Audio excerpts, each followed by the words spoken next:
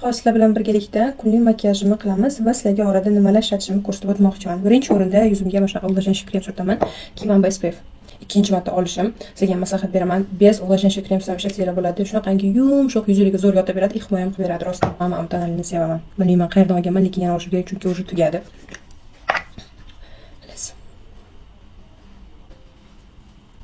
Qaranglar, yuzga qanaqa chiroyli o'tadi. Prям asal. Keyin shunaqangi yengil yuzingiz charchamaydi bunda. Bilmayman qayerda olganman, lekin olib bilasizlar shunaqa. Zo'r. Ikkinchi safar maslaga aytgandim, pusini rozvesdan olmanglar, qorasidan olinglar deb, chunki shotkasi juda ham kichkina, lekin yaxshi ko'tarib bermaydi va qorasi taralib chiroyli qilib beradi qoshlarni. Endi shu mashhur paletkani men ham teng, ham kontur qilib ishlataman sразу. Mana shu kistichkani o'zida просто ko'zimga chetlariga korичневыйdan ozgina qo'yib olaman. Повседневно bo'laveradi. Mana shu kiprigimga hozir tush qo'yaman. Mana bu tushdan buni o'rizordan